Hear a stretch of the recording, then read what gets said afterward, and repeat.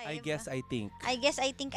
Ayan. I thought. Yes. Hello po sa lahat ng mga sa lahat ng mga nasa kalsada ngayon. Mm. Ayan.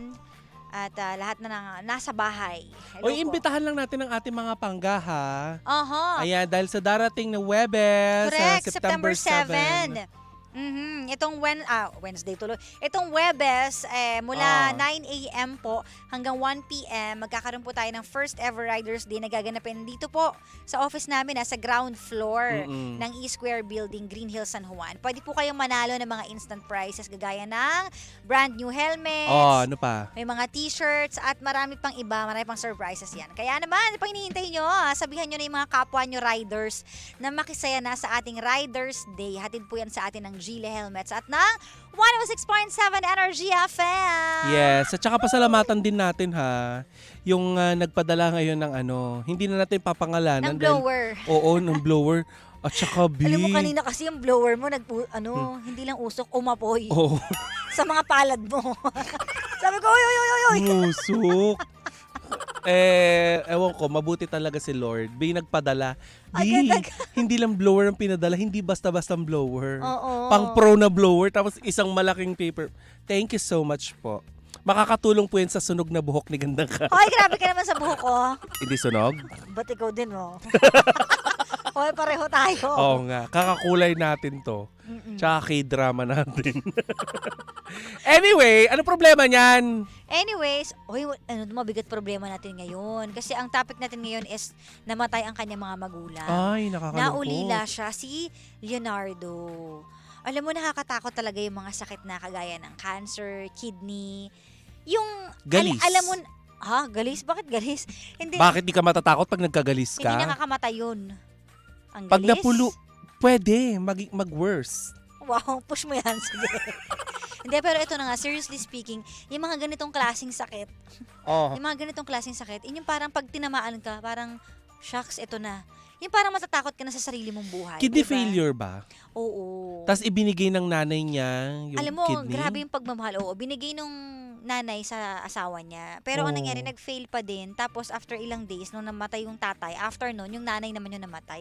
So siya ngayon, wala siyang kapatid mag-isang anak lang siya, only child. Diba? So pinagsikapan ng mga magulang na na bigyan siya ng bahay, lupa, tirahan. Yun yung pinagtrabahuan So secured talaga na nila. yung future niya bago nawala yung mga Yes. magulang niya. Sinecure. At yun yung ang galing sa mga magulang na sinisecure yung mga future ng mga anak nila. Pero no? hindi nababayaran, ha? Hindi nababayaran Oo. at natutumbasan ng pera yung presensya ng Ang mga buhay. magulang. Yan, totoo yan. So, parang alam mo yun, enjoyin ko ba itong binigay yung pamana? Wala naman kayo. Paano ko to gagawin? Yun pa rin yung nasa utak natin kasi mas mahalaga pa rin yung buhay at yung presence Diba? Oo naman, no? Yun lang ba yung problema niya kung paano niya Ang i-enjoyin? pinaka-problema niya talaga is yung tita niya na Oo. parang gustong agawin yung mana. Ay, sakim. Yan. At alam Sakim mo na, ba o kailangan talaga niya yun? actually hindi ko alam kasi nabanggit naman niya sa story niya na inalagaan siya ng tita niya, si Tito Bernadette. Pero Oh. parang bigla daw nagbago ang lahat nung nawala na yung mga magulang niya. Parang ang gusto na daw ngayon, kunin yung pera. Feeling ko baka iniisip din ni Bernadette na nag-effort ako, inalagaan ko yung anak nyo, so may dapat deserve ko din na magkaroon ng parte. Baka ganun. Na anong sa akin? Baka ganun. Oh. Pero kaya lang, yung too much nakakaisip ng ganun, minsan di natin napapansin na nagiging sakim tayo. Kasi baka mamaya gusto niyong kunin lahat, hindi naman pwede yon. Kasi syempre, ang anak pa rin ang dapat makinabang doon kaysa sa tita, di ba? Oh, I know a lot of people like that. Kasi syempre pag usaping lupain, alam mo yan. Alam mo? Last year is a good year for us. Yes. Pero alam mo, totoo yun, no? Pag lupa ang pinag-uusapan, tsaka properties, bakit nagkakasira ang pamilya? Hindi lang properties. Pagdating sa pera, Yan, nagpapakilala ang mga tao. 'Di ba sabi nga nila, gusto mong makilala ng totoo ang iyong kaibigan, pautangin mo. Oo. 'Di ba? Magpapakilala 'yan.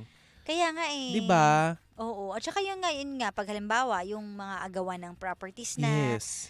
'di ba? Parang, hello, madadala nyo ba yan sa hukay? Yes. Pag doon lang ang umiikot ang mundo nyo? Doon tayo sa technicality muna bago tayo Okay. kasi 'di ba problema niya is kung paano habang nagaganyan ka ng mata mo. Oo nga, ba nagkukusot na mata? Sorry Pababa na yung kate kanining anit niya ginaganyan niya. Pababa na. Mamaya, Sorry naman.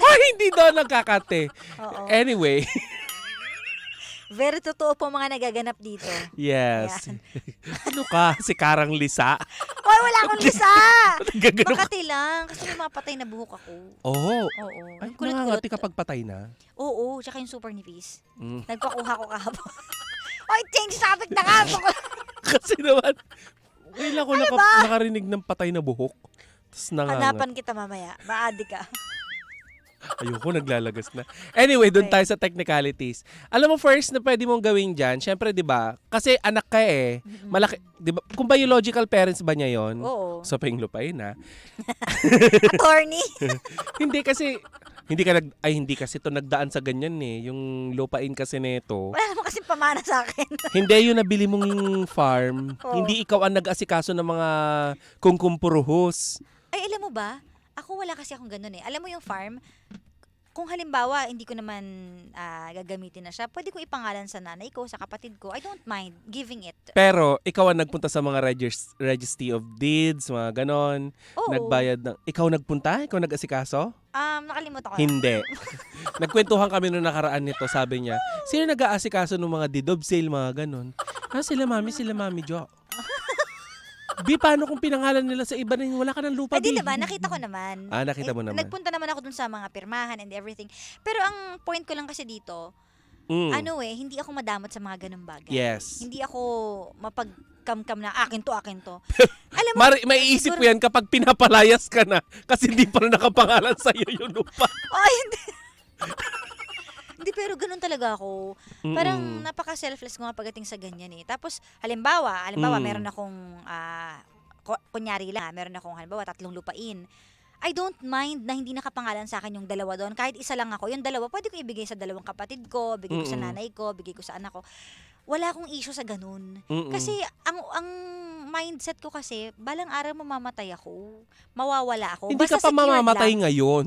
Hindi pa balang araw, pero okay na sa akin yung secured tayo, may simpleng bahay, yung ganyan. Hindi ko kailangan ng sobrang daming kayamanan. Mm-mm. So, kung pamilya ko naman yan, bakit ako manghihinayang? Kadugo ko naman yan eh. Yes. Ganun ako. But in technicalities kasi, ang pwede mong gawin dyan, yung sinabi nga natin, pumunta ka muna sa Registry of Deeds, tignan mo kung nakapangalan sa'yo yung lupain, tapos tignan mo kung sino nagbabayad ng amilyar Mm-mm. ng lupa na yan. O, attorney. Oo.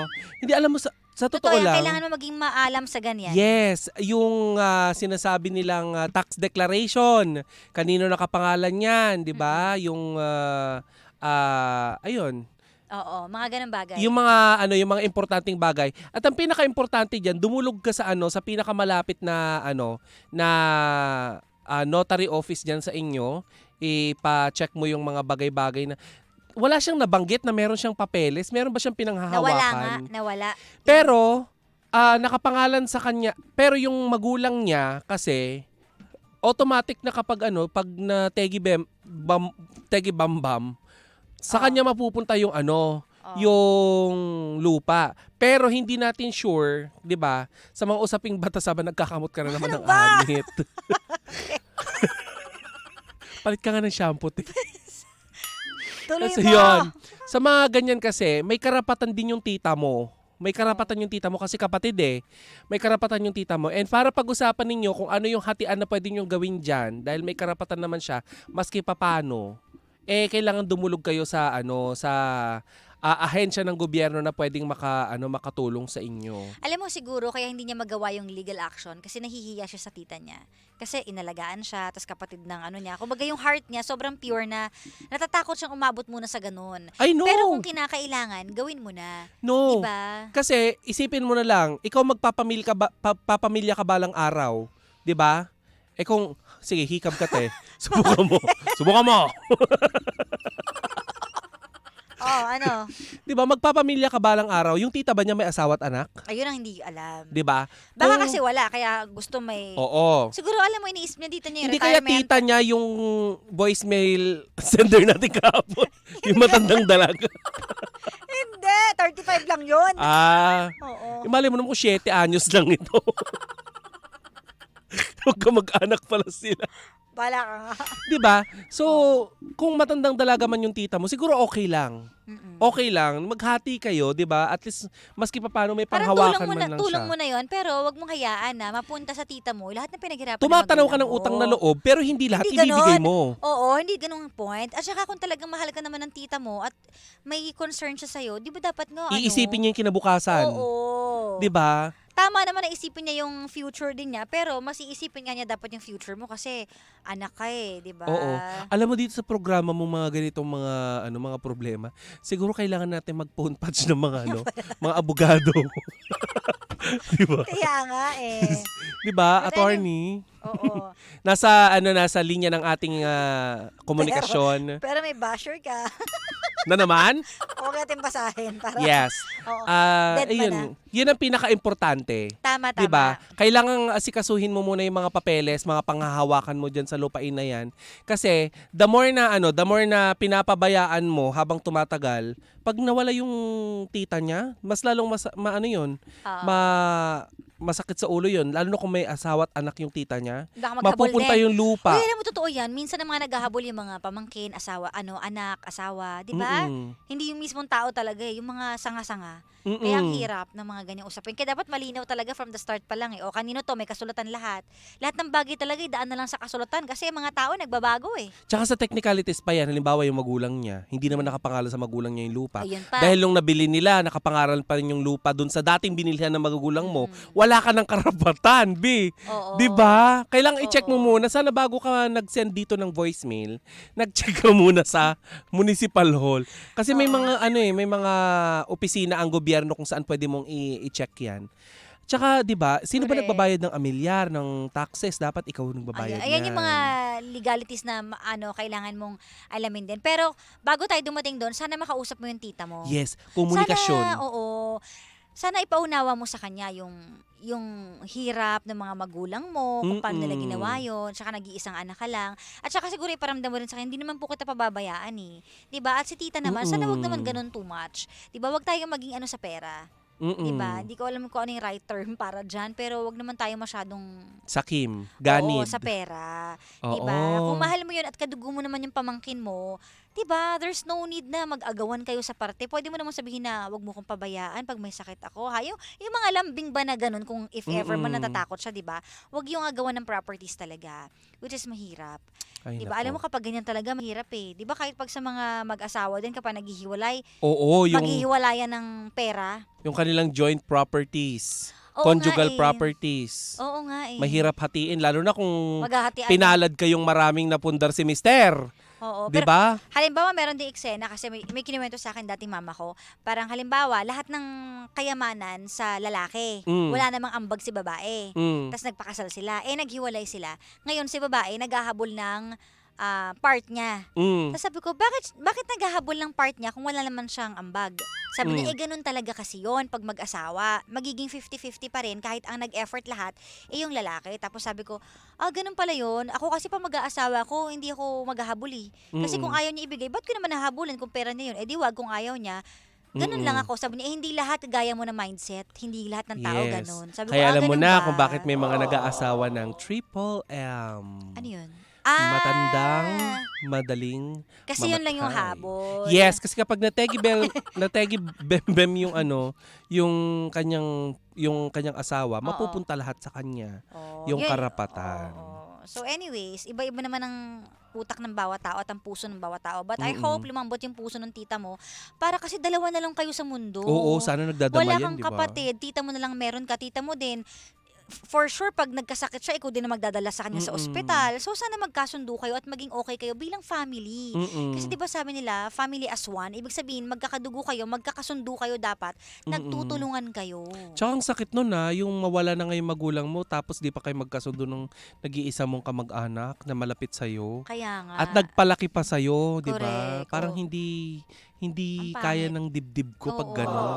Kaya sana maayos nyo muna yan. At kung hindi talaga, nakakalungkot man, kailangan nating idaan yan sa legal. Ganun. Yes. Okay? Pero sabi dito, kayo na po ba na Tita Cora, Ma'am Cara? Bakit? Saan nanggaling yun? Di, mas matingkad ang blush on ko sa kanya. At mas red ang lipstick niya, Yes, ha? mas purple yung lipstick ko sa kanya. So anyways, nakabra ako, Bia. correct. Paano? Tomboyan kami. Ewan ko sa inyo. Simbalsan kami, pompiang, ganon. Kaya nga. Paano? But anyways, maraming salamat, Tita Cora. Overtime na naman tayo. Oo nga, ewan diba? ko sa mga basher na yan. Abangan niyo po si Sheena at si Jimbo. Susunod na po sila. Okay? Kaya naman may bukas pa naman. Balik ulit kayo tomorrow, 12 noon to 3 p.m. Alright?